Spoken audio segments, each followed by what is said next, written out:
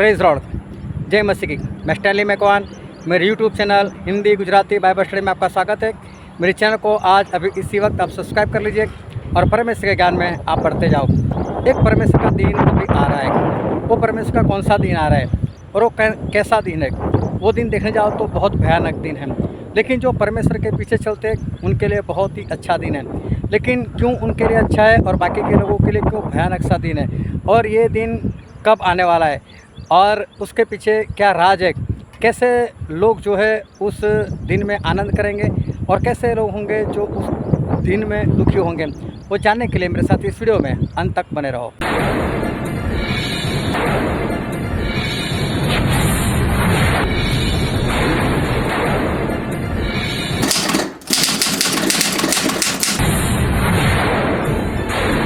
आओ परमेश्वर के वचन की ओर चलते और बाइबल से इब्रानी उसका अध्याय 4 और वचन 8 से लेकर 13। और यदि यहोशुआ ने उन्हें सच्चा विश्राम दिलाया होता तो उसके बाद परमेश्वर दूसरी दिन के लिए ना कहते। जो सो जान लो कि परमेश्वर के लोगों के लिए सब्बत का दिन अभी बाकी है, क्योंकि जैसे परमेश्वर ने अपने सारे कामों से विश्राम लिया है, वैसे ही परमेश्वर के लोगों ने भी अपने सारे कामों से विश्राम लिया है। सो हम उस विश्राम में प्रवेश करने का तन मन से प्रयत्न करें। ऐसा न हो कोई उस आज्ञा न मानने दृष्टांत के अनुसार भ्रष्ट हो, क्योंकि परमेश्वर का वचन जीवित और प्रबल और दो धारी तलवार से भी बहुत तीखा है, और जीव और आत्मा को और जोड़ जोड़ और गुदे गुदे को अलग करके आर पार छेदता है, और मन की भावनाओं और विचारों को जांचता है, और सृष्टि की कोई वस्तु उससे छिपी नहीं है, वरन जिससे हमें काम है उसकी आंखों से सामने सब वस्तु खुली और बेपर्दा है। परमेश्वर पिता का वचन हमारे लिए बहुत ही आशीषित है और परमेश्वर का वचन सच्चा है, और बाइबल में लिखा है यदि आप सच्चाई को जानोगे तो सच्चाई तुम्हें आज़ाद करेगी। बहुत ध्यान से आज एक बार फिर परमेश्वर के वचन सुनो, उसके अनुसार चलो, ताकि परमेश्वर के राज के वारिस बन सको। बाइबल में अगर आप पुराना नियम पढ़ो तो पुराने नियम में 7वें दिन को लेकर बहुत ही बात लिखी है, और 7वें दिन का जो महत्व है वो भी बाइबल में बहुत है। जो 7वां दिन है, हफ्ते का 7वां दिन, आखिरी दिन, उसको बाइबल में विश्राम का दिन कहा गया है। मतलब आराम करने का दिन, विश्राम करने का दिन, या तो उसको एक और नाम दिया गया है सब्बत का दिन, कि 7वां दिन विश्राम का दिन और 7वां दिन मतलब सब्बत का दिन। और बाइबल में जब हम देखते हैं तो सोमवार मंगलवार तो बाद में आया, लेकिन बाइबल में सोमवार मंगलवार ऐसा कुछ था नहीं। बाइबल में ऐसा था कि सब्बत के बाद का पहला दिन, जब हफ्ते का पहला दिन होता था तो उसमें इस तरह से कहा जाता था कि सब्बत के बाद का पहला दिन, सब्बत के बाद का दूसरा दिन, सब्बत के बाद तीसरा दिन, और जब उसमें 6वां दिन आता था तो 6वें दिन को सिद्ध होने का दिन कहा जाता था, कि 6वां दिन मतलब सिद्ध होने का दिन। तो किसी भी दिन जो था उसका नाम नहीं था। एक 6वें दिन का नाम था सिद्ध होने का दिन, लेकिन 7वां जो दिन था उसको सब्बत का दिन कहते थे और उसको विश्राम का दिन कहते थे। और बाइबल में इस 7वें दिन का बहुत ही महत्व है। आज कई संस्था है ऐसी, एक यहोवा विटनेस वाले जो सिर्फ यहोवा को मानते हैं, एक संस्था ऐसी है जो ऐसा मानती है कि हमारी स्वर्ग में एक माता भी है, एक वो संस्था, और एक संस्था का तो नाम ही सेवंथ डे है।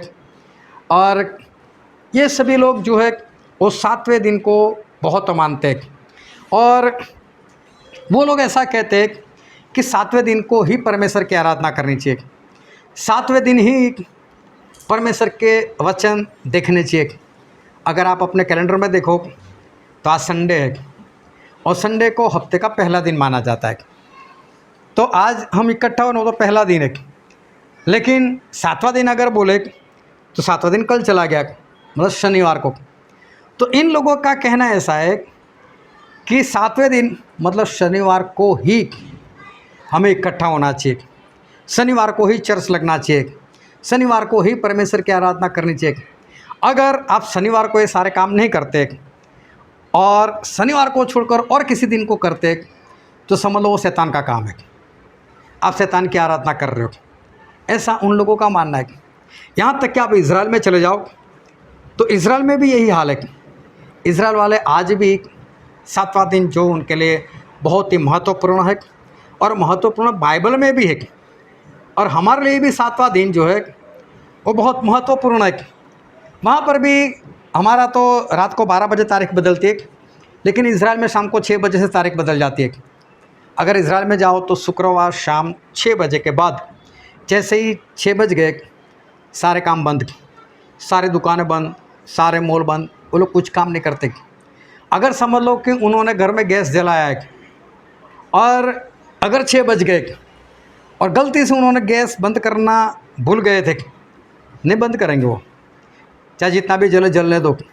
अगर एसी चल रहा था बंद करना चाहिए था उनको, लेकिन 6 बज गए शुक्रवार के, शनिवार शुरू हो गया, अभी वो लोग बंद नहीं करेंगे, गाड़ी नहीं चलाएंगे, उस दिन वो लोग कुछ भी काम नहीं करते। यहाँ तक कि शनिवार को जो खाना है वो भी शुक्रवार को बना लेते, कैसे खा लेंगे ठंडा, उसको गर्म भी नहीं करेंगे। मतलब शनिवार 7वां दिन, और 7वें दिन को वो लोग बहुत मानते हैं, और बाइबल में भी 7वें दिन का महत्व बहुत है। और आज की तारीख में अगर 7वां दिन देखो तो संडे नहीं है, सब्बत का दिन संडे नहीं है, लेकिन सब्बत का दिन देखने जाओ तो शनिवार है। और बाइबल में इस 7वें दिन के बारे में बहुत कुछ लिखा है, लेकिन एक वचन हम पढ़ना चाहते हैं, और निर्गमन का पुस्तक 20वां अध्याय और 8 से लेकर 11 वचन पढ़ो तो। तू विश्राम दिन को पवित्र मानने के लिए स्मरण रखना। 6 दिनों तक तू परिश्रम करके अपना सब कामकाज करना, परंतु 7वां दिन तेरे परमेश्वर यहोवा के लिए विश्राम का दिन है। उसमें न तो तू किसी भांति का काम काज करना, और न तेरे बेटा तेरी बेटी, न तेरा दास न तेरी दासी, न तेरे पशु, न कोई परदेसी जो तेरे फाटकों के भीतर हो, क्योंकि 6 दिनों में यहोवा ने आकाश और पृथ्वी और समुद्र और जो कुछ उनमें है सबको बनाया, और 7वें दिन विश्राम किया। इसी कारण यहोवा ने विश्राम के दिन को आशीष दी और उसको पवित्र ठहराया। आज बहुत ध्यान से समझना कि 7वां दिन वो कितना महत्वपूर्ण है, और 7वां दिन आपके लिए कितना महत्वपूर्ण है, और 7वें दिन को परमेश्वर ने हमें कौन सी आज्ञा दी है कि 7वां दिन हमें किस तरह से गुजारना है, वो सारी बातें हम बाइबल से देखने वाले। और इसलिए बहुत ध्यान से आज के वचन को सुनना कि जो गलती आप आज तक करते आए हो 7वें दिन को लेकर, वो गलती आज के बाद कभी भी ना हो। परमेश्वर का वचन ऐसा कहता है कि 6 दिन तो तेरा काम कर, 6 दिन परमेश्वर तेरे बीच में नहीं आने वाले। 6 दिन सुबह से लेकर शाम, शाम से लेकर सुबह, 6 दिन, एक दिन मतलब 24 घंटे, ऐसे 6 दिन तुझे जो करना है कर, तेरा जितना काम करना वो कर। लेकिन 7वां दिन परमेश्वर बोलते हैं पवित्र है। 7वें दिन तुझे कोई काम नहीं करना है, जो भी निर्गमन में पढ़ा 20वां अध्याय 8 से 11। 7वें दिन तुझे कोई काम नहीं करना है, क्योंकि परमेश्वर खुद ने भी 6 दिन काम किए और 7वें दिन उन्होंने काम नहीं किया, और इसलिए परमेश्वर बोलते हैं कि 7वें दिन तुम भी किसी भी तरह का काम मत करो। फिर बाइबल में एक वचन और पढ़ते हैं जो है यिर्मयाह के पुस्तक में उसका 17वां अध्याय और वचन 21 और 22। यहोवा यूँ कहता है, सावधान रहो, सब्बत के दिन कोई बोझ मत उठाओ, और न कोई बोझ यरूशलेम के फाटकों के भीतर ले आओ। सब्बत के दिन अपने अपने घर से भी कोई बोझ बाहर मत ले आओ, और न किसी रीति का कामकाज करो, वरन उस आज्ञा के अनुसार जो मैंने तुम्हारे पुरखों को दी थी, सब्बत के दिन को पवित्र माना करो। यहाँ पर बाइबल में लिखा है कि ये जो सब्बत का दिन मतलब 7वां दिन है, कोई काम मत करो। 6 दिन मैंने आपको दिए, 6 दिन काम किया करो, लेकिन सब्बत का दिन ये 7वां दिन है, उस दिन किसी तरह का काम मत करो, अपना कोई भी काम मत करो। यही आज्ञा मैंने तुम्हारे पुरखों को और तुम्हारे पूर्वजों को मैंने ये आज्ञा दी थी। और आज मैं तुम्हें एक बार फिर बता देता हूँ कि 7वां दिन है वो सब्बत का दिन है। और परमेश्वर पूरा जोर लगाकर बोल रहे 7वें दिन कोई काम तुम्हारा नहीं करना है। सिर्फ 6 दिन है जिनमें तुम्हें काम करना है, लेकिन 7वें दिन किसी तरह का काम नहीं करना है। फिर निर्गमन में लिखा है उसका 31वां अध्याय और वचन 14, 15, 16। इसी कारण तुम सब्बत के दिनों को मानना, क्योंकि वह तुम्हारे लिए पवित्र ठहराया है। जो उसको अपवित्र करे वह निश्चय मार डाला जाए। जो कोई उस दिन में कुछ कामकाज करे वह प्राणी अपने लोगों के बीच से नाश किया जाए। 6 दिन तक तो कामकाज किया जाए, पर 7वें दिन पवित्र सब्बत का दिन है। इसलिए जो कोई सब्बत के दिन में कुछ कामकाज करे वह निश्चय मार डाला जाए। सो इजरायली सब्बत के दिन को माना करे, वरन पीढ़ी से उसको सदा की वाचा जानकर माना करे। यहाँ पर परमेश्वर कहते हैं कि सब्बत का दिन मतलब 7वां दिन वो पवित्र है। और इसे 6 दिन तो तू तेरा काम कर, लेकिन 7वां दिन पवित्र मान। 7वें दिन तुझे तेरा कोई भी काम नहीं करना है। और 7वें दिन अगर कोई काम करे तो परमेश्वर क्या कहते हैं, वो मार दिया जाएगा। 7वें दिन कोई काम नहीं करना है। सब्बत का दिन है, पवित्र दिन है। उस दिन किसी को भी अपना कोई भी काम नहीं करना है। अगर 7वें दिन वो काम करता है तो बोले वो परमेश्वर के लोगों से जुदा किया जाएगा। और जुदा करना मतलब जब आकान ने पाप किया था तो परमेश्वर ने क्या बोला, आकान को बाहर निकालो, सब इसे जुदा करो, ये पूरी मंडली वाले उनसे अलग हो जाओ। तो परमेश्वर जब अलग करते हैं इसका मतलब ये है कि इनको मार दो, अभी इनको अलग करो, मार दो। जब मूसा के विरोध में 250 लोग आए थे और तभी भी परमेश्वर ने बोला कि मूसा ये 250 लोगों को अलग करो। बोले इनके ऊपर आग आएगी जो धूप जलाते, और बाकी के जो लोग हैं जो तेरे विरोध में आए तो बोले उनको पृथ्वी निगल जाएगी, इनको अलग करो। तो जब परमेश्वर बोलते हैं मंडली से अलग करो, इसका मतलब इनकी मौत आ चुकी है, अब ये मरने वाले। तो परमेश्वर बोलते 7वें दिन जो अपना काम करे उसको अलग करो, मार दो उसको पत्थर मार कर मार दो, ख़त्म करो। जो भी 7वें दिन अपना काम करे, और अपना काम करना मतलब 7वें दिन को पवित्र नहीं मनाना। जो पवित्र नहीं मनाएगा उसको बोले ख़त्म कर दो, उसको मार दो, ऐसा परमेश्वर कहते हैं। फिर आगे लिखा है, हम पढ़ते हैं कि परमेश्वर सिर्फ बोलते नहीं है लेकिन परमेश्वर करते भी है। और गिनती का पुस्तक उसका 15 अध्याय और 32 से लेकर 35। जब इजरायली जंगल में रहते थे उन दिनों एक मनुष्य विश्राम के दिन लकड़ी बीनता हुआ मिला, और जिनको वह लकड़ी बीनता हुआ मिला वे उसको मूसा और हारून और सारी मंडली के पास ले गए।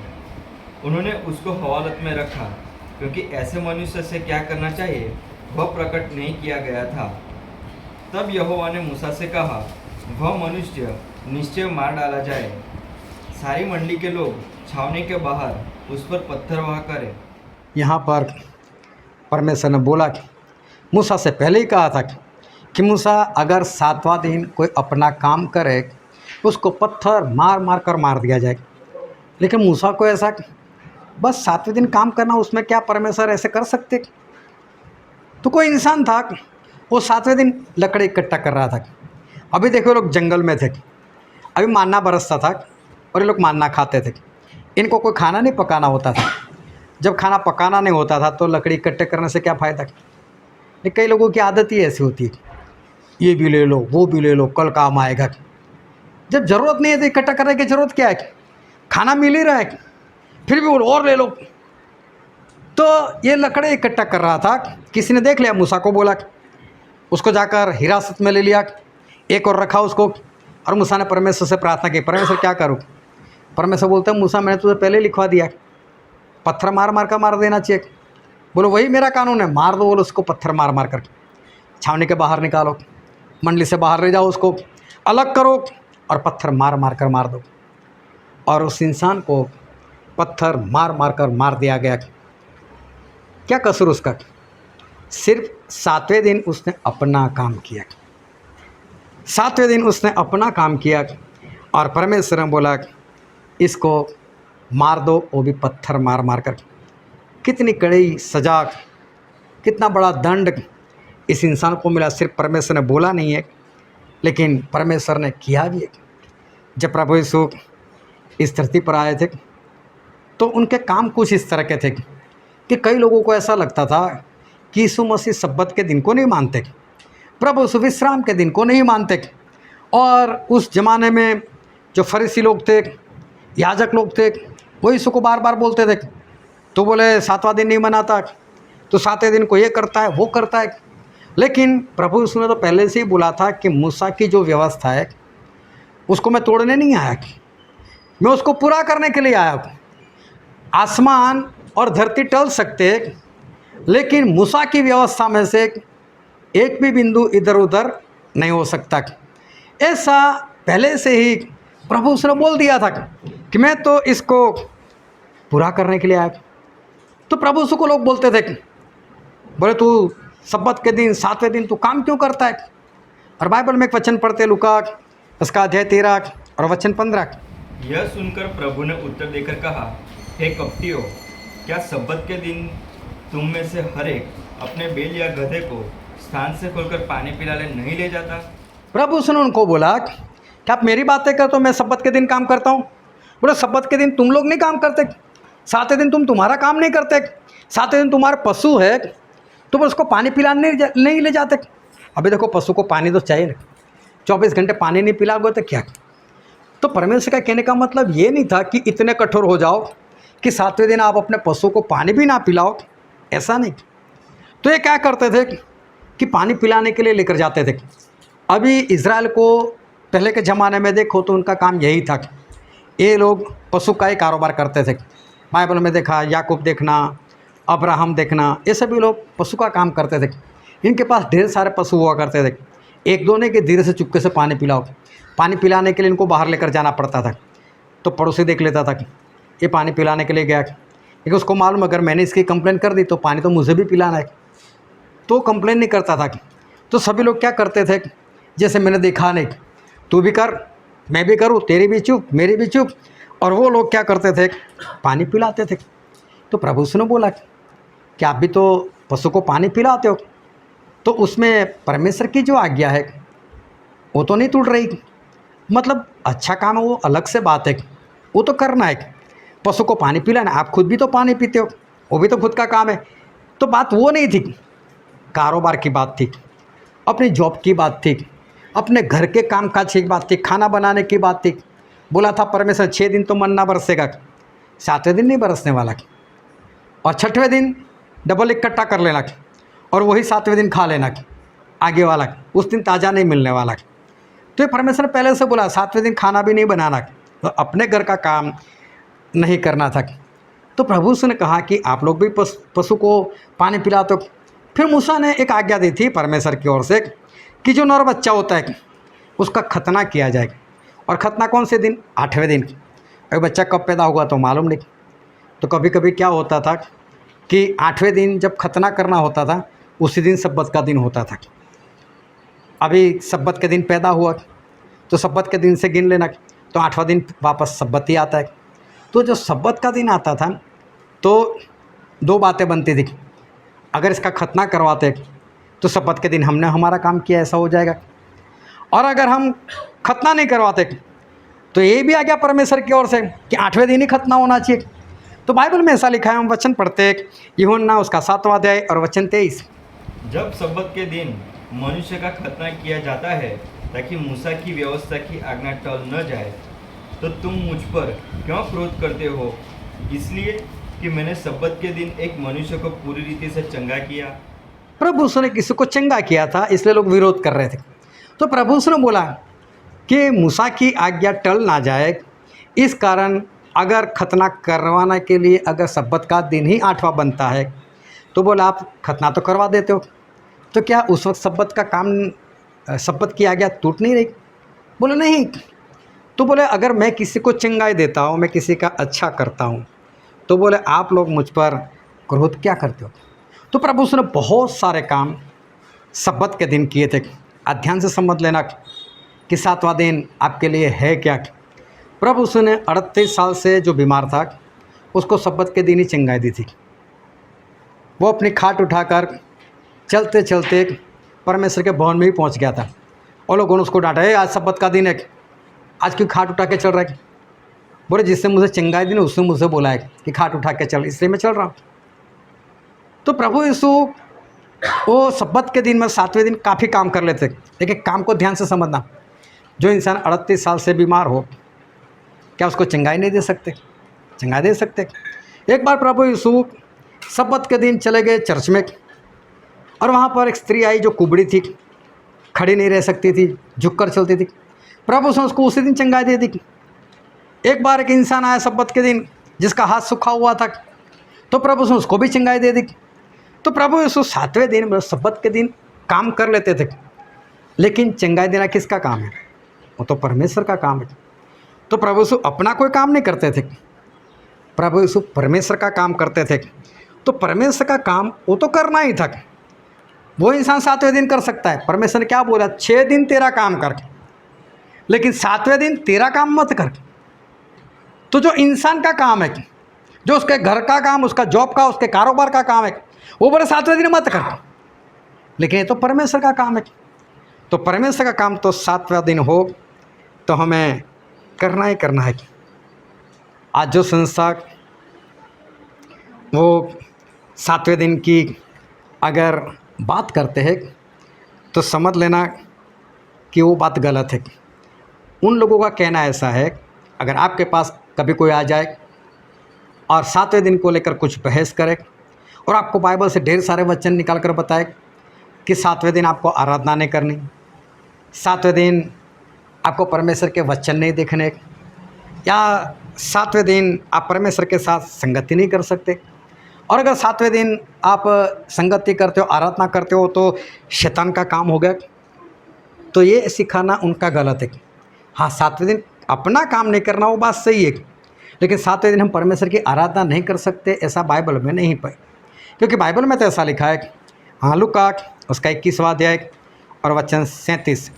और वह दिन को तो मंदिर में उपदेश करता था और रात को जैतून नाम पहाड़ पर रहा करता था। यहाँ पर बाइबल में लिखा है प्रभु यीशु के बारे में कि प्रभु यीशु हर रोज़ वो दिन में तो उपदेश करते थे, मैं चाहे सोमवार हो, मंगलवार हो, बुधवार, कोई भी दिन, हर रोज़ उनका काम था उपदेश करना। और हर रोज़ रात को जैतून नाम के पहाड़ पर चले जाते थे प्रार्थना के लिए। तो हर रात वो प्रार्थना करते थे।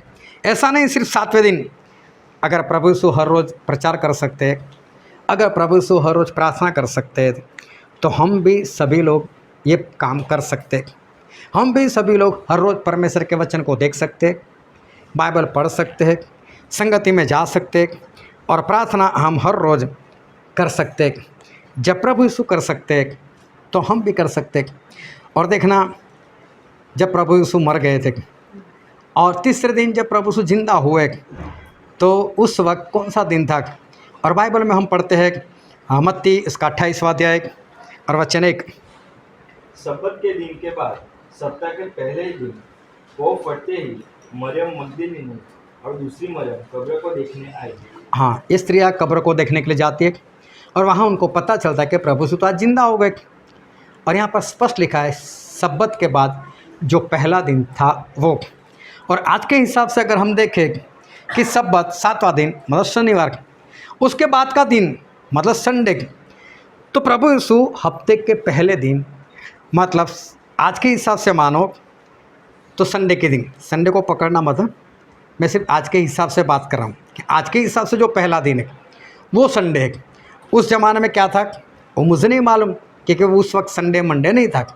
लेकिन सब्बत के बाद मतलब 7वें दिन के बाद जो पहला दिन था, तो आज अगर हम देखते हैं 7वें दिन के बाद जो पहला दिन था वो था संडे।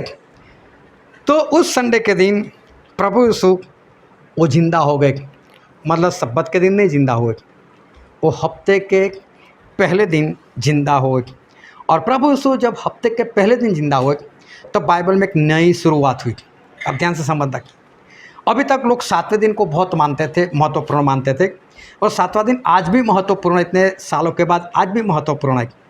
लेकिन प्रभु यीशु हफ्ते के बाद पहले दिन मतलब सब्बत के बाद, मतलब आज के हिसाब से देखो तो संडे, उस दिन जब प्रभु यीशु जिंदा हुए तो उस दिन को एक और नया नाम दिया गया, और उस दिन को नाम दिया गया प्रभु का दिन। 7वां दिन सब्बत का दिन, और अभी पहला दिन, हफ्ते का पहला दिन, उसको प्रभु का दिन ऐसा नाम उस वक्त लोगों ने दे दिया। मतलब संडे, आज के हिसाब से अगर माने संडे, तो संडे वो प्रभु का दिन है। और यूहन्ना जो प्रभु यीशु के चेले थे, खास चेले थे, उनको जब पातमस नाम के टापू पर छोड़ दिया गया था मरने के लिए, उस वक्त परमेश्वर ने आत्मा में उनको बहुत कुछ दिखाया, जो प्रकाशित वाक्य पूरा वो उनको दिखाया। और उन्होंने एक बात कही है, और हम बाइबल में पढ़ते प्रकाशित वाक्य उसका पहला अध्याय वचन 10। मैं प्रभु के दिन आत्मा में था और अपने पीछे तुरही का सब बड़ा शब्द यह कहते सुना। यहाँ पर लिखा है कि मैं प्रभु के दिन, मतलब सब्बत के बाद जो पहला दिन आता है उस दिन, जिस दिन प्रभु यीशु जिंदा हो गए उस दिन, मतलब हफ्ते के पहले दिन, प्रभु के दिन मैं आत्मा में था। देखो, हफ्ते के पहले दिन मतलब संडे के दिन जब मैं आत्मा में था, और तब उनको परमेश्वर ने ये प्रकाशित वाक्य की काफ़ी बातें उनको बताई। तो अभी सब्बत के बाद जो पहला दिन था उसको भी प्रभु का दिन ऐसा नाम दिया गया, उसका भी बहुत महत्व है। और चेले लोग जो थे, प्रेरित लोग थे, वो क्या करते थे, सोमवार से लेकर शनिवार तक बाहर जाते थे, घूमते थे, सुसमाचार प्रकट करते थे, बीमार को चंगा करते थे, और भूत प्रेत निकालते थे, सुसमाचार फैलाते थे। लेकिन जब प्रभु का दिन आता था, मतलब हफ्ते का पहला दिन आता था, तब वो सारे इकट्ठा हो जाते थे और इकट्ठा होकर अपनी मीटिंग करते थे, विश्वासी लोगों की मीटिंग। सिर्फ वहाँ पर विश्वासी लोग, परमेश्वर के दास लोग ऐसे ही वहाँ पर इकट्ठा होते थे, और साथ में वो प्रेम भोजन किया करते थे, मतलब पेट भरकर खाना भी खाते थे, साथ में प्रभु भोज भी लिया करते थे। और बाइबल में ऐसा लिखा है, प्रेरितों के काम उसका अध्याय 20 और वचन 7। सप्ताह के पहले दिन जब हम रोटी तोड़ने के लिए इकट्ठे हुए तो पौलुस ने, जो दूसरे दिन चले जाने पर था, उनसे उपदेश किया और आधी रात तक उपदेश करता रहा। यहाँ पर बाइबल में लिखा है हफ्ते के पहले दिन कि इकट्ठा हुए थे ये लोग रोटी तोड़ने, मतलब कि प्रभु भोज लेने के लिए। कौन से दिन? हफ्ते के पहले दिन। आज के हिसाब से देखो तो संडे के, और प्रभु के दिन ये लोग इकट्ठा हुए, और इकट्ठा होकर प्रभु भोज भी लेते थे, प्रेम भोजन भी करते थे, और लगातार परमेश्वर के वचन वहाँ पर दिया जाता था, उपदेश करते थे। अब इस बात को लेकर इस दुनिया में चलते चलते चलते जो लोग मसीह को मानते थे, उन लोगों ने देख लिया कि हफ्ते का पहला दिन तो संडे को छुट्टी कर ली। वो छुट्टी आज तक चलती आ रही।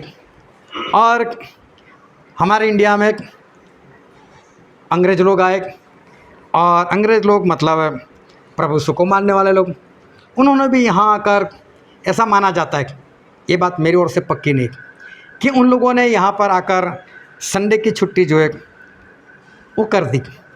और आज भी देखो संडे की छुट्टी वो ज़्यादातर सभी लोगों को होती है कि चलते चलते संडे की छुट्टी वो हो गई। अब मालूम है, अब कई लोग जो देश को चलाने वाले लोग हैं, उन लोगों ने बैठकर ये सारी बातें देखी कि संडे तो चर्च बैठता है, और संडे की छुट्टी वो तो अंग्रेज़ लोग लेकर आए, उन लोगों का कहना है, और ये तो मसीह लोगों के लिए, तो बोले संडे की छुट्टी बंद कर दो। अभी इसके ऊपर अभी चर्चा, आज की तारीख में मैं बात कर रहा हूँ, अभी चर्चा चल रही है, और आने वाले दिनों में ये संडे की छुट्टी बंद होने वाली है। और हो सकता है संडे को छोड़कर सोमवार को छुट्टी मिलना आपको शुरू हो जाए, या तो मंगलवार को हो जाए, या तो शनिवार तक कोई भी दिन हो जाए। लेकिन हो सकता है अभी संडे की छुट्टी वो आने वाले दिनों में बंद हो जाए।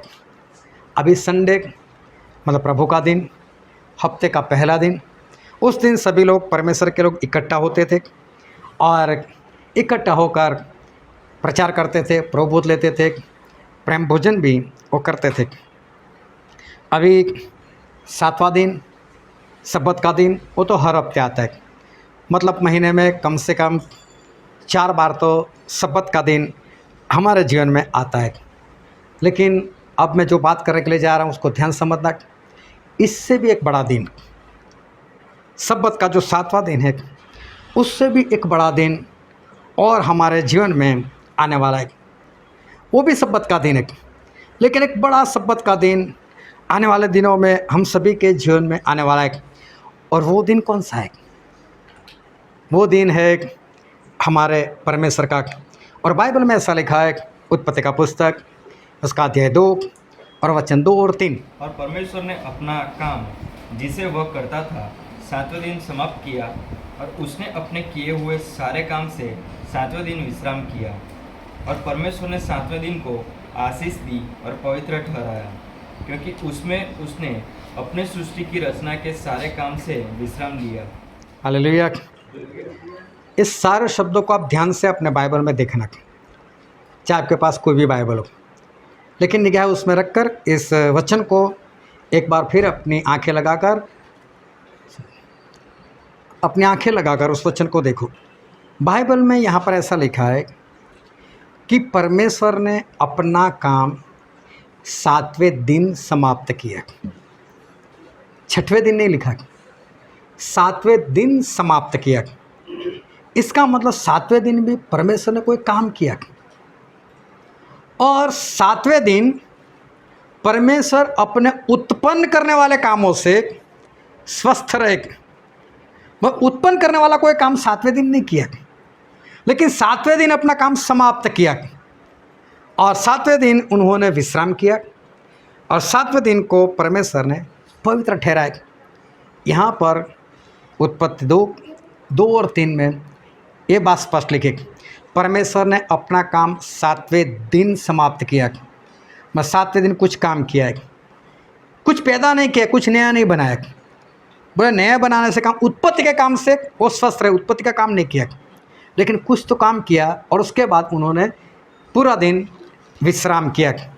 लेकिन भजन संहिता में ऐसा लिखा है, उसका 121वां अध्याय और वचन 4, इज़राइल का रक्षक न ऊँघेगा और न सोएगा। यहाँ पर लिखा है कि परमेश्वर जो इज़राइल का रक्षक है वो कभी नहीं सोते, वो विश्राम नहीं करते। जबकि उत्पत्ति 2 और 3 में ऐसा लिखा है कि परमेश्वर ने 7वें दिन विश्राम किया। लेकिन यहाँ पर भजन संहिता में ऐसा लिखा है कि परमेश्वर अभी तक सोए ही नहीं। अब हम दो में से कौन सी बात सच माने? क्या उत्पत्ति वाली सच माने कि परमेश्वर ने विश्राम किया, या भजन संहिता वाली बात सच माने? और जब हम बाइबल की बात करते हैं तो बाइबल में कोई भी वचन वो झूठ नहीं है, और एक वचन दूसरे वचन का विरोध भी नहीं करता है। तो उत्पत्ति में जो लिखा है परमेश्वर ने विश्राम किया, वो बात भी सही है, और भजन संहिता में लिखा है विश्राम नहीं किया, तो ये बात भी सही है। सिर्फ हमें समझना है कि परमेश्वर का वचन हमें कहना क्या चाहता है। और भजन संहिता में ऐसा लिखा है, उसका अध्याय 90 और वचन 4, क्योंकि 1000 वर्ष तेरी दृष्टि में ऐसे है जैसे कल का दिन जो बीत गया, या रात का एक पहर। यहाँ पर बाइबल में ऐसा लिखा है कि मूसा वो परमेश्वर से ऐसा कहते हैं कि परमेश्वर आपकी निगाह में हमारे 1000 साल वो तो बोले बीते हुए कल के समान है। मतलब हमारा एक दिन, हमारे 1000 साल, तो परमेश्वर आपका तो एक ही दिन है। आपकी निगाह में तो हमारे 1000 साल बीते हुए कल के समान है। परमेश्वर ने आदम को ऐसा बोला था कि आदम जिस दिन तू फल खाएगा उसी दिन मर जाएगा। ऐसा लिखा है, उसी दिन मर जाएगा। और आदम फल खाने के बाद 930 साल तक जिंदा रहेगा। लेकिन परमेश्वर की निगाह में क्या है? हमारे 1000 साल, तो उनका तो एक ही दिन। और जिस दिन परमेश्वर कि जिस दिन खाएगा उसी दिन मरेगा, आदम उसी दिन मर गए, क्योंकि परमेश्वर की निगाह में अभी तो वही पहला ही दिन चल रहा था। और फिर दूसरे पत्रस में लिखा है, उसका 3रा अध्याय वचन 8, हे प्रियो, यह एक बात तुमसे छिपी न रहे कि प्रभु के यहाँ एक दिन 1000 वर्ष के बराबर है, और 1000 वर्ष एक दिन के बराबर है। यहाँ पर पत्रस स्पष्ट लिखते कि परमेश्वर की निगाह में हमारे 1000 साल मतलब उनका एक दिन, उनका एक दिन मतलब हमारे 1000 साल। तो हमारे 1000 साल वो परमेश्वर की निगाह में सिर्फ एक दिन के बराबर है। और आदम से लेकर कभी आप गिनती करने के लिए बैठक, बाइबल में सभी का आयु लिखी है, उस आयु के हिसाब से गिनती कर कर कर कर आना। राजा के पुस्तक में कौन सा राजा है, उसने कितना राज किया, उसके हिसाब से गिन कर आना।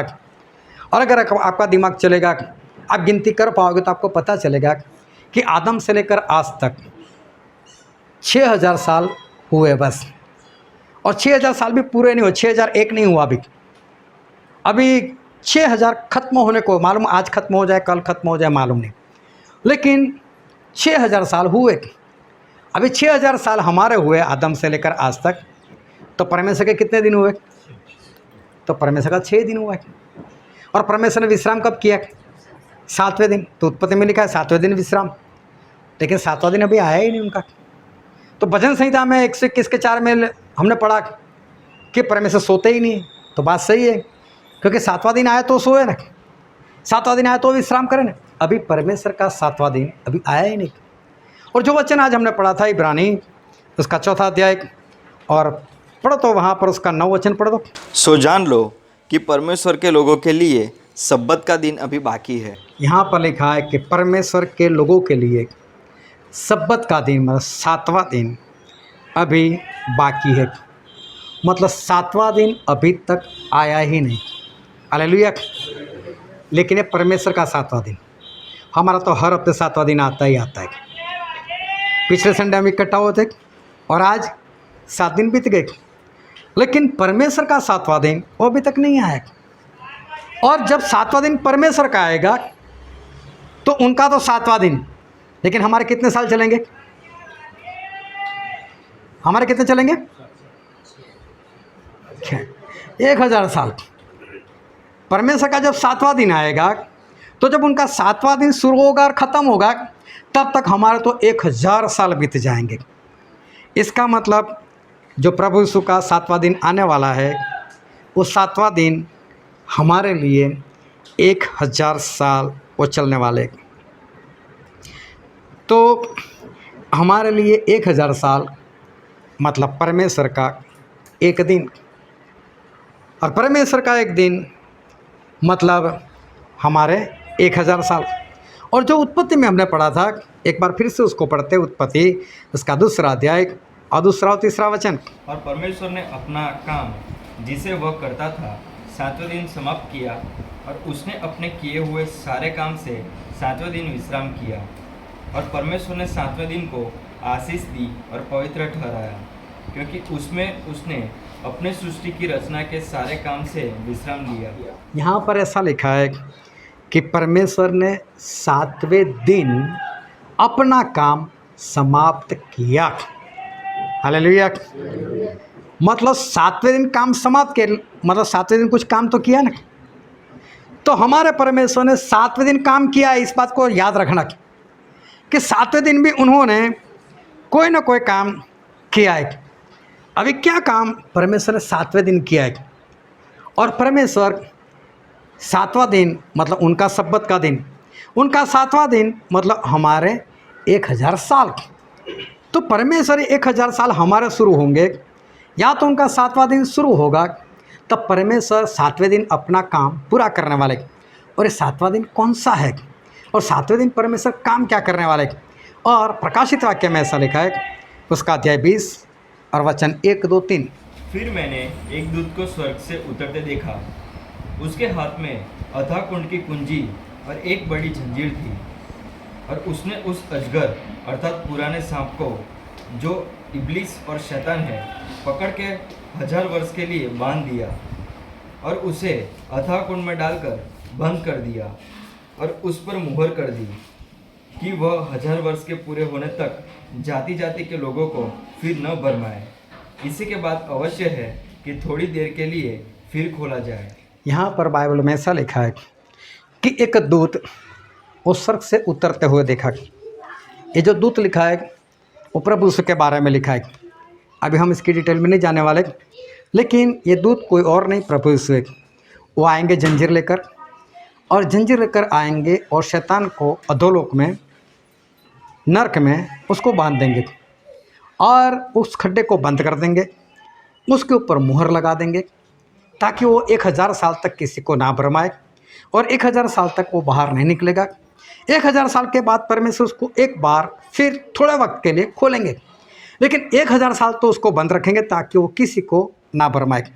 तो शैतान को कितने साल के लिए परमेश्वर बांधने वाले? 1000 साल। तो 1000 साल हमारे, तो उनका कितना दिन हुआ? उनका एक दिन। तो परमेश्वर का वचन ऐसा कहता है कि परमेश्वर ने अपना काम 7वें दिन समाप्त किया।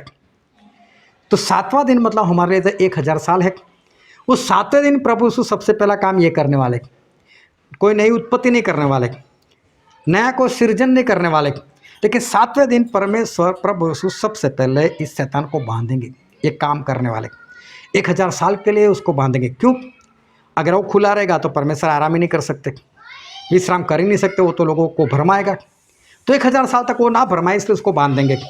फिर एक काम परमेश्वर और करने वाला है, और हम पढ़ते प्रकाशित वाक्य उसका 19वां अध्याय और 19 और 20 वचन। फिर मैंने उस पशु और पृथ्वी के राजाओं और उनकी सेनाओं को उस घोड़े के सवार और उसकी सेना से लड़ने के लिए इकट्ठे देखा, और वह पशु और उसके साथ वह झूठा भविष्यवक्ता पकड़ा गया, जिसने उसके सामने ऐसे चिन्ह दिखाए थे जिनके द्वारा उसने उनको भरमाया था, जिन्होंने उस पशु की छाप ली थी और जो उसकी मूरत की पूजा करते थे, वे दोनों जीते जी उस आग की झील में जो गंधक से जलती है डाले गए। यहाँ पर लिखा है कि प्रभु यीशु जब उस शैतान को बांध देंगे, उसके बाद वो अपने उन सभी विश्वासी जिनके आत्मा मरकर प्रभु यीशु के पास पहुँच चुके हैं, उन आत्माओं को लेकर प्रभु आएंगे, और वो आकर यहाँ पर धरती पर जितने जिंदा थे और प्रभु में थे, उनको भी नया बनाकर परमेश्वर उन सभी को साथ लेकर अभी एंटी क्राइस्ट से, वो पशु मतलब एंटी क्राइस्ट मसीह का विरोधी, उसके साथ लड़ाई करेंगे, और मसीह का विरोधी और उसका जो झूठा भविष्यवक्ता था वो, उन दोनों को जिंदा ही नरक में डाल देंगे। ये दूसरा काम। पहला काम कौन सा? शैतान को 1000 साल के लिए बांधना। उसके बाद दूसरा काम मसीह के विरोधी को ख़त्म करना, उसकी पूरी सेना को ख़त्म करना, उनको नरक में डाल देना। प्रभु से दूसरा काम ये करेंगे। एक काम प्रभु से और करेंगे, और हम पढ़ते हैं पहला कुरिन्थी उसका 15 अध्याय और 51 और 52 वचन। देखो, मैं तुमसे एक भेद की बात कहता हूँ कि हम सब तो नहीं सोएंगे, परंतु सब बदल जाएंगे, और यह क्षण भर में पलक मारते ही आखिरी तुरही फूंकने ही होगा, क्योंकि तुरही फूंकी जाएगी और मुर्दे अविनाशी दशा में उठाए जाएंगे और हम बदल जाएंगे। यहाँ पर पौलुस कहते हैं आखिरी तुरही फूंकी जाएगी। मैं जब प्रभु यीशु ऊपर से नीचे आएंगे तब स्वर्गदूत की आवाज़ के साथ, तुरही की आवाज़ के साथ आएंगे, तुरही फूंकी जाएगी, और जो लोग प्रभु यीशु में मर चुके थे उनकी आत्माएं अपने अपनी कब्र में जाकर नया शरीर धारण कर कर निकलेंगे। और पौलुस कहते हैं हम लोग मतलब जो स्वर्ग के रास्ते पर चलते, हम सारे रूपांतरित हो जाएंगे, हम बदल जाएंगे। तो ये प्रभु एक काम और करेंगे। पहला काम शैतान को बांधने का, दूसरा काम एंटीक्राइस्ट को ख़त्म करने का, और तीसरा काम जितने लोग आदम से लेकर प्रभु यीशु के दूसरे आगमन तक जितने भी लोग प्रभु में मर गए थे उनको नया शरीर देना, और उस वक्त जो जिंदा थे और प्रभु में थे उनको नया शरीर देना। ये प्रभु तीसरा काम करेंगे। और फिर बाइबल में लिखा है पहला थिस्सलुनीकी उसका 4 अध्याय और 14 से 17। क्योंकि यदि हम विश्वास करते हैं कि यीशु मरा और जी भी उठा, तो वैसे ही परमेश्वर उन्हें भी जो यीशु में सो गए हैं उसी के साथ ले आएगा। क्योंकि हम प्रभु के वचन के अनुसार तुमसे यह कहते हैं कि हम जो जीवित हैं और प्रभु के आने तक बचे रहेंगे, वो सोए हुए से कभी पहले न जाएंगे। क्योंकि प्रभु आप ही स्वर्ग से उतरेगा, उस समय ललकार और प्रधान दूत का शब्द सुनाई देगा, और परमेश्वर की तुरही फूंकी जाएगी, और जो मसीह में मरे हैं वे पहले जी उठेंगे। तब हम जो जीवित और बचे रहेंगे उनके साथ बादलों पर उठाए लिए जाएंगे कि हवा में प्रभु से मिले, और इसी रीति से हम सदा प्रभु के साथ रहेंगे। यहाँ पर बाइबल में पौलुस एक बार फिर थिस्सलुनीकी जो कलीसिया है उनको ये बात बता रहे कि देखो दुखी मत हो। अगर आपका कोई रिश्तेदार, आपके घर वाले अगर मर गए तो दुखी मत हो। बोले प्रभु यीशु आएंगे, उनकी आत्मा को लेकर आएंगे, उनको नया शरीर देंगे, और हम भी उनसे पहले, हम जिंदा है तो क्या हम उनसे पहले स्वर्ग में नहीं जाने वाले। फिर हम जो प्रभु में हम भी बदल दिए जाएंगे और हम दोनों साथ में हवा में मतलब बादलों में प्रभु के साथ मिलने के लिए चले जाएंगे। ये परमेश्वर 7वें दिन ये अपना काम करने वाले। पहला शैतान को बांधना, दूसरा एंटी क्राइस्ट को सजा देना, नरक में डालना, तीसरी बात लोगों को अपने लोगों को नया शरीर देना और सभी को बादलों के ऊपर उठा लेना। ये तीसरा काम प्रभु यीशु करेंगे। और एक काम प्रभु यीशु एक और करेंगे और हम पढ़ते हैं प्रकाशित वाक्य उसका अध्याय 20 और वचन 4, 5, 6। फिर मैंने सिंहासन देखे और उन पर लोग बैठे हुए थे और उनको न्याय करने का अधिकार दिया गया और उनकी आत्माओं को भी देखा जिनके सिर यीशु की गवाही देने और परमेश्वर के वचन के कारण काटे गए थे और जिन्होंने न तो उस पशु की और न तो उसकी मूरत की पूजा की थी और न उसकी छाप अपने माथे या हाथ पर ली थी। वे जीवित होकर मसीह के साथ 1000 वर्ष तक राज्य करते रहे और तब तक ये 1000 वर्ष पूरे न हुए तब तक शेष मरे हुए न जी उठे। यह तो पहला मृत्युत्थान है। धन्य और पवित्र वह है जो इसी पहले पुनरुत्थान का भागी है। ऐसों पर दूसरी मृत्यु का कुछ भी अधिकार नहीं, पर वे परमेश्वर और मसीह के याजक होंगे और उसके साथ 1000 वर्ष तक राज्य करेंगे। यहाँ पर बाइबल में लिखा है कि आखिरी काम कि सिंहासन आएंगे, सिंहासन के ऊपर लोग बैठेंगे और सिर्फ जो धर्मी लोग हैं उन लोगों का न्याय किया जाएगा। धर्मी लोग मौजूद स्वर्ग में जाने वाले जो 1000 साल के राज में हैं, सिर्फ उन लोगों का न्याय कि भाई साहब तूने कितने आत्मा जीते, तूने कितनी भाग दौड़ की, तो कहाँ कहाँ पर गया था।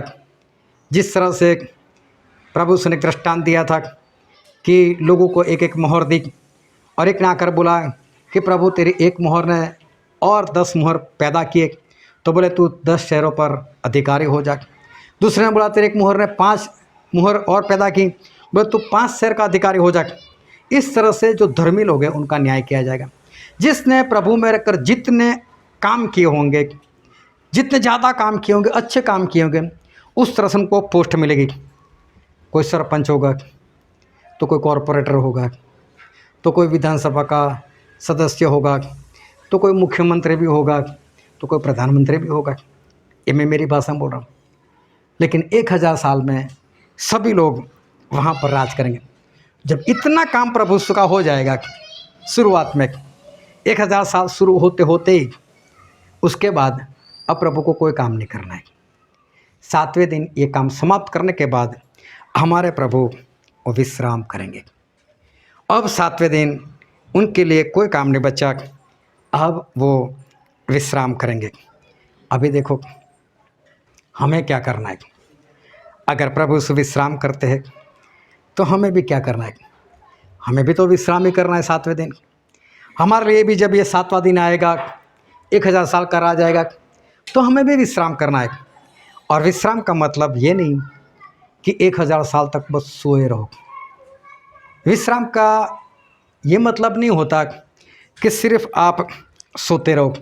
लेकिन विश्राम के दिन हम क्या करेंगे? अगर समझ लो कि हम सभी लोग 1000 साल के राज में है और 1000 साल में प्रभु का एक दिन और 7वां दिन और विश्राम का दिन, सब्बत का दिन, अगर हम उसमें पहुंच गए तो हमको उस वक्त करना क्या है? हमें करना तो कुछ नहीं है, विश्राम ही करना है। अभी वहाँ पर हमारे लिए कुछ भी नहीं है, लेकिन वहाँ पर हम काम क्या करेंगे? तो वहाँ हमारे लिए देखो एक ही काम है, या तो परमेश्वर की आराधना करो या तो परमेश्वर की गवाही दो। कैसी आराधना और कैसी गवाही?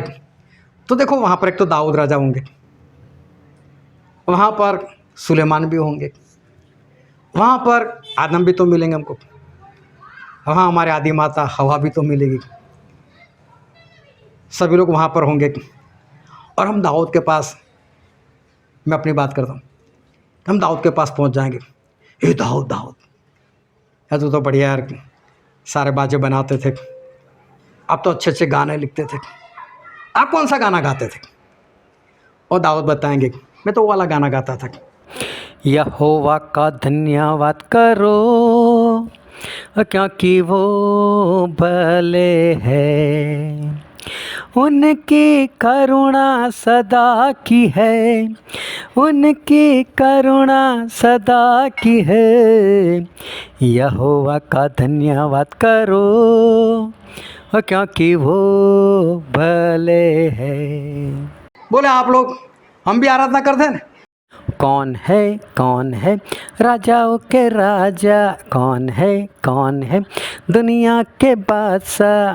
प्रभु यीशु है उनका नाम, प्रभु यीशु है उनका नाम। तो करो जय जयकार, तो करो जय जयकार, तो करो जय जयकार, तो करो जय जयकार।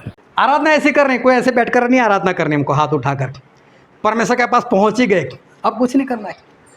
ये दाऊद बताओ तो सही यार, गोलियत कितना लंबा था, कैसे मारा आपने उसको?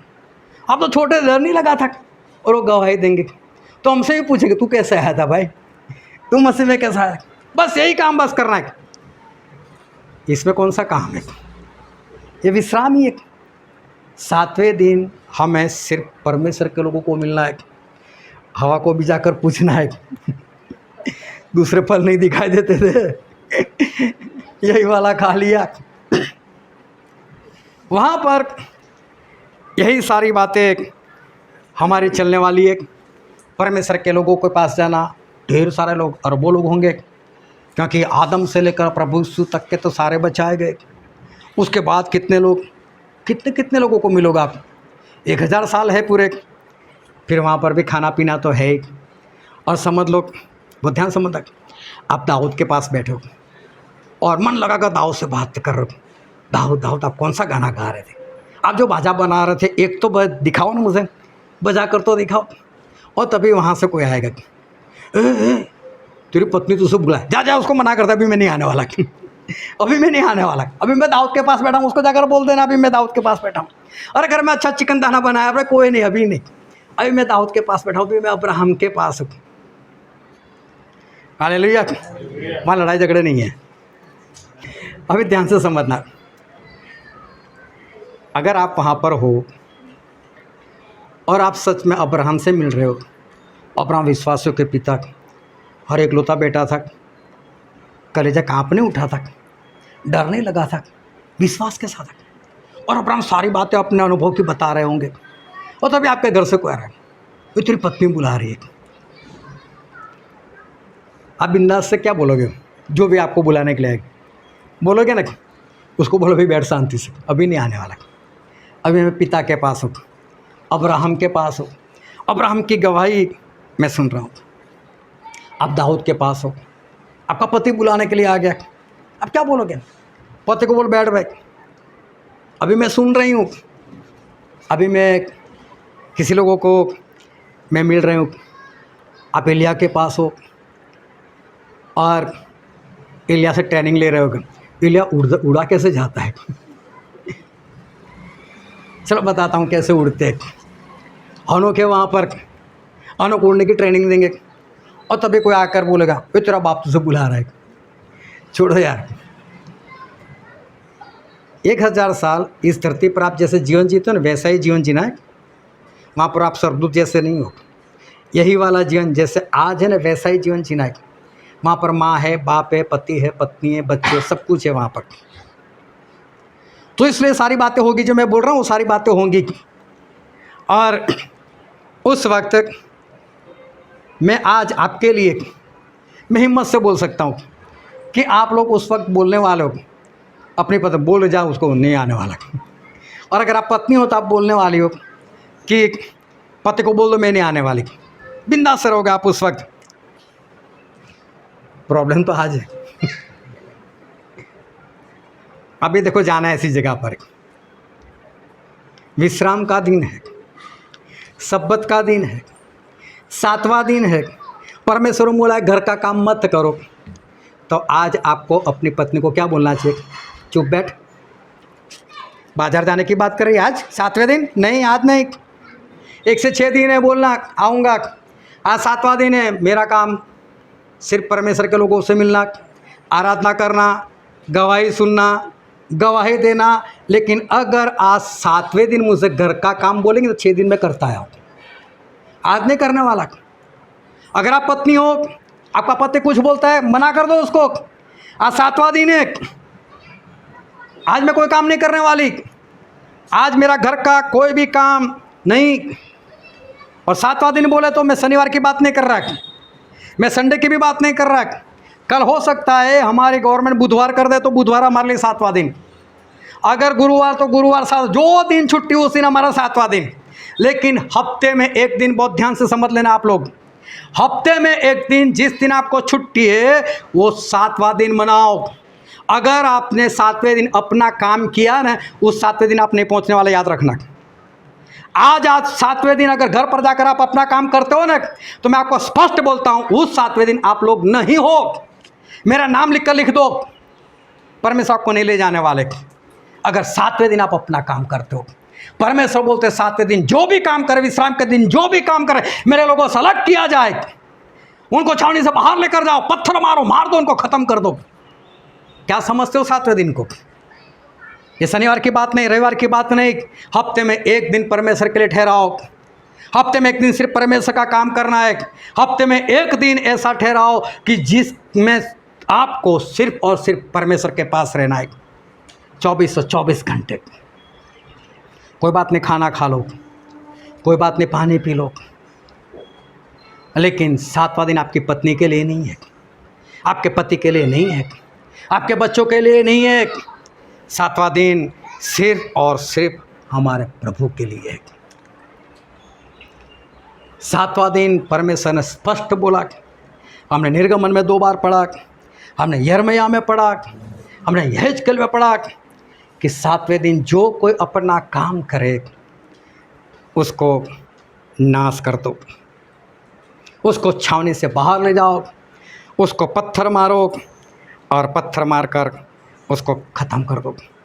7वें दिन ना कोई जॉब, ना जॉब का काम, ना आपके कारोबार का काम। अब मालूम है आप लोग क्या करते हो? सारे काम 7वें दिन ही तय करते हो। संडे को चलेंगे, छुट्टी है, बाजार जाना है, संडे को चलेंगे, संडे छुट्टी है। कोई मर गया, उसके घर में 2 अच्छे शब्द बोलेंगे, संडे है ना, संडे जाएंगे। पहले दिन से 6 दिन तक तो अपना काम करते रहे, 7वें दिन परमेश्वर का वक्त तो चुराना छोड़ो, उस दिन भी अपना काम। परमेश्वर 6 दिन देता हूँ ना, कितने दिए परमेश्वर को? परमेश्वर ने आपको 6 दिन दिए। एक दिन ही मांग रहे हैं मेरे लिए, परमेश्वर अपने लिए एक ही दिन मांग रहे हैं कि 7वां दिन तो मेरे साथ बिताओ। क्यों आपको पैदा किया? बाइबल पढ़ने के लिए। क्यों आपको पैदा किया? प्रार्थना करने के लिए। क्यों आपको पैदा किया? आराधना करने के लिए नहीं।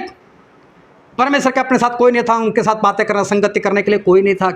इसलिए परमेश्वर ने अपने स्वरूप में आपको बनाया ताकि आपके साथ बैठ सके, आपके साथ बातचीत कर सके। एक दिन चाहते कि 6 दिन तेरी पत्नी के साथ बिता, कोई बात नहीं, तेरे बच्चों के साथ बिता, तेरा कारोबार कर, तुझे जो करना है वो कर, लेकिन एक दिन तो मेरे साथ बैठ, मेरे साथ बातें कर। परमेश्वर ने ये संगति करने के लिए नहीं हमको बनाया, ये तो पाप की वजह से करनी पड़ती है, ये तो पाप की वजह से सीखना पड़ता है। वरना परमेश्वर ने आदम को बाइबल नहीं दिया था, बोला नहीं था मेरी आराधना करना, बोला नहीं था उपवास करना, बोला नहीं था प्रार्थना करना। ये पाप की वजह से हमको करना पड़ता है। और आज भी आप जितने भी काम, डीमार्ट जाना, संडे को जाएंगे ना, सारा सामान खरीद लें, लिस्ट बना कर रखा, संडे को जाएंगे। अरे क्यों इसी दिन पर, क्यों परमेश्वर वाले दिन पर, क्यों 7वें दिन पर आपकी निगाह रहती है? क्यों उसी को लूटना चाहते हो? गाड़ी बिगड़ गई, कोई बात नहीं, संडे को रिपेयर में डाल देंगे, और ये भी काम संडे को। जो भी काम आपको करने हैं अपने घर के, उसके लिए बस आप 7वां दिन ही ठहराते हो। क्या करें, जॉब से वक्त ही नहीं मिलता। 24 घंटे की जॉब होती है क्या आपकी? 8 घंटे, 10 घंटे की, 12 घंटे की, क्या उसके बाद वक्त नहीं है? लेकिन आप लोग ज़्यादातर 7वें दिन, परमेश्वर का जो दिन है, उसी पर अपनी निगाह डालते हो। जो विश्राम का दिन है उसी पर आपकी निगाह रहती। 6 दिन तो परमेश्वर ने आपको दिए, तो 6 दिन काम करो ना, और 7वें दिन तो परमेश्वर के साथ बिताओ। अभी होता क्या है, अगर 7वें दिन हालोल में मीटिंग है तो 11 बजे से पहले पहुंचना है। इस घर से कितने बजे निकलना चाहिए? 9:30 बजे निकलो, 9:45 बजे निकलो। नहीं यार मैं थोड़ा एक्सीटर और दे दूंगा, 9:15 को भी निकलूँगा तो पहुंच ही जाऊंगा। और जब वहाँ पर आकर देखते हैं 11:05 महेंद्र भाई के घर ये रहा, 11:15 बजे निकलते। क्यों? 11:05 की आदत लग चुकी है। अरे वो दिन तो परमेश्वर का है, उस दिन तो अपने काम छोड़ो, वो तो परमेश्वर के लिए ठहराया है। उस काम को तो, अपने काम को तो अभी छोड़ो। इंसान आज 7वें दिन के ऊपर अपनी निगाहें ठहराए हुए बैठा है। और मालूम है आज भी आप अपने घर पर बोल कर आए होंगे, मीटिंग में से आकर इस जगह पर जाएंगे और ये काम पर पूरा करेंगे। आज भी आप मन में तय कर आए होंगे कि जैसे बंदगी समाप्त होगी, मीटिंग समाप्त, मैं घर पर जाऊँगा, ये वाला काम कर दूँगा। है कि नहीं सही बात? आप ठहरा कर आए, आज का दिन भी आपका काम है, पहले ही बोल कर आए। और फिर जब आराधना होती थी, यार आराधना लंबी चलेगी तो फिर घर पर बोल कर आए, उसका क्या? जो काम करने के मैंने ठाना है उसका क्या है? लेट हो जाएंगे। ना आराधना में मन, ना बाइबल वचन में मन, गवाही किसी की लंबी हो गई, यार बंद करना यार, मैं तो काम बोल कर आया हूँ, आज 7वां दिन है, मुझे तो ये काम करना है। और इंसान 7वें दिन अपने खुद का काम करता है। बाजार जाना, किसी को मिलने के लिए जाना, कुछ भी काम है, बस यही 7वां दिन, यही 7वां दिन। और इसलिए इंसान के जीवन में जो बढ़ोतरी होनी चाहिए आत्मा में, वो बढ़ोतरी नहीं होती। मालूम है जब परमेश्वर के वचन चलते और वचन जब ख़त्म होते तब मालूम आपको क्या करना होता है? जब वचन ख़त्म होते हैं ना, उसके बाद करना होता है मनन। और मनन का मतलब ये नहीं है, ज़्यादातर लोग मन के बारे में जानते ही नहीं। लोग ऐसा समझते कि 2 वचन पढ़ लो, फिर 2 वचन का मनन करो कि ये वचन कहना क्या चाहता है, ये वचन मुझे क्या समझ देता है। अरे वो मनन नहीं है। मनन उसको बोलते हैं कि मैंने आज जो वचन सुने, मैंने आज जो वचन समझे, उसके अनुसार मेरा जीवन है, मैं उसके अनुसार जीवन जीता हूँ, उसको मनन बोलते हैं। इंग्लिश में बोलते हैं मेडिटेशन, ध्यान लगाना कि वचन के अनुसार मेरा जीवन है या नहीं है। और जब आप मनन करते हो तो आपको पता चलता है, क्योंकि परमेश्वर ऐसे वचन नहीं देते। मैं 100% बोलता हूँ, आप में से कोई ऐसा नहीं है जो 7वां दिन पूरा करता हो, मनाता हो। ये वचन ऐसे ही नहीं है आपके लोगों के लिए। जब आप अपना काम करते हो, इसलिए वचन आज आपके सामने आया। तो वचन के बाद खुद को जांचना होता है, उसको बोलते हैं मनन। ध्यान लगाना होता है कि आज जो मैंने वचन सुना, मैं विश्राम का दिन मनाता हूँ या मेरा अपना काम करता हूँ। याद करो पिछला संडे, अरे छोड़ो आज के संडे की बात करो, मैं कौन सा काम छोड़ कर आया हूँ, मुझे वह जाकर करना है। हाँ प्रभु मैं तो नहीं कर रहा। और अगर पता चलेगा तो आप क्या करोगे? मनन करोगे तो पश्चाताप करोगे। पश्चाताप करोगे तो क्या होगा मालूम है? आप वो काम छोड़ दोगे, वो पाप छोड़ दोगे। और पाप छोड़ दोगे तो दूसरे संडे आपकी गवाही क्या होगी मालूम है? पिछले संडे ये वचन चला, मैंने मनन किया, मुझे पता चला ये पाप मेरे अंदर था और मैंने उस पाप को माना, पश्चाताप किया, छोड़ दिया। परमेश्वर ने मुझे अपने वचन से शुद्ध किया। आज के बाद ये गलती मैं अब नहीं करने वाला। ये आपकी गवाही होनी चाहिए। और सच में आप लोग जो गवाही देते हो ना, इतने सालों के बाद रोना है ऐसी गवाही। परमेश्वर ने मेरे परिवार को संभाला, ठेका लगा रखा है ना, सिक्योरिटी गार्ड बना कर रखा है परमेश्वर को, जो आपकी रखवाली करने के लिए आपके घर के बाहर बिठा देते हो। अरे काम अच्छे करो ना, रखवाली ऐसे हो जाएगी। परमेश्वर ने बोला है कि परमेश्वर ने अपने भक्तों के आसपास दूतों की छावनी लगा कर रखी। भक्त बनो, क्या गवाही देने की जरूरत है? भक्त बनो। मैं भक्त हूँ तो मेरे आसपास परमेश्वर के सरदूत है, ऐसी गवाही होनी चाहिए। परमेश्वर के काम करना सीखो। गवाही तो ऐसी होनी चाहिए कि बाइबल मुझे शुद्ध करता है, मैं वचन सुनता हूँ तो वचन मुझे शुद्ध करता है। और मालूम है, कभी भी संडे पूछो पिछले संडे क्या सीखे थे, मनन किया हो तो पता हो ना। मनन ही नहीं करते, ध्यान ही नहीं करते। कि मेरे जीवन में ये पाप है या नहीं है। जब ये नहीं पता चलता तो कोई सुधार नहीं आता, और इसलिए इंसान वैसा का वैसा रहता है। और मालूम है मनन कौन करता है, कौन ध्यान लगाता है। और बाइबल में लिखा है भजन संहिता उसका पहला अध्याय और पहला और दूसरा वचन, और न पापियों के मार्ग में खड़ा रहता और न निंदा करने वालों की मंडली में बैठता है, परंतु वह तो यहोवा की व्यवस्था से प्रसन्न रहता और उसकी व्यवस्था पर रात दिन मनन करता रहता है। हालेलुया। जो दुष्ट लोगों की सलाह के ऊपर नहीं चलता, जो पापी लोगों के रास्ते में खड़ा नहीं रहता, जो निंदा करने वालों के साथ बैठता नहीं, ऐसा इंसान ही मनन करता है। और अगर आप मनन नहीं करते, इसका मतलब आप दुष्ट की सलाह के अनुसार चलते भी हो, पापियों के रास्ते में खड़े भी रहते हो और निंदा करने वालों के साथ बैठते भी हो। ये बात 100% तय हो गई। अगर आप मनन नहीं करते तो तीनों बातें आपके अंदर है। ये तीन बातें जो नहीं करता, जो धर्मी है, जो आज्ञाकार है, वही परमेश्वर के वचन का मनन करता है। जब परमेश्वर के वचन का मनन करना होता है तभी तो आप संगति छोड़कर भागने लगते हो कि मुझे तो घर पर पहुंचना है, मुझे तो ये वाला काम करना है, मुझे तो वो वाला काम करना। मनन नहीं तो आप धर्मी नहीं, मनन नहीं तो कोई पश्चाताप नहीं, मनन नहीं तो कोई सुधार नहीं, मनन नहीं तो कोई गवाही नहीं। कोई आत्मा में जो बढ़ोतरी होनी चाहिए वो होती नहीं। जब सब्बत का दिन, 7वां दिन, वो तो हर हफ्ते आता है हमारे जीवन में, ध्यान से समझना। और आपका सब्बत का दिन, आपका 7वां दिन मतलब सिर्फ और सिर्फ 24 घंटे। उसमें से भी 7 से 8 घंटे तो आपके सोने में जाने वाले, उसको भी निकाल दो। उसमें से भी नहाना धोना खाना पीना वो वक्त निकाल दो, तो बच्चे कितने घंटे आपके पास परमेश्वर में रहने के लिए, परमेश्वर के लोगों को मिलने के लिए आपके पास जो वक्त है वो वक्त कितना बचा। और उसमें भी आप वही काम सोचते हो जो 6 दिन परमेश्वर ने आपको दिए और वो काम आप करते रहते हो। 6 दिन परमेश्वर ने आपको दिए, बहुत ध्यान समझना। अगर आप संडे को 7वां दिन मानो, कैलेंडर में जो है उससे हमें लेना देना है। 7वें दिन आपको छुट्टी रहती है।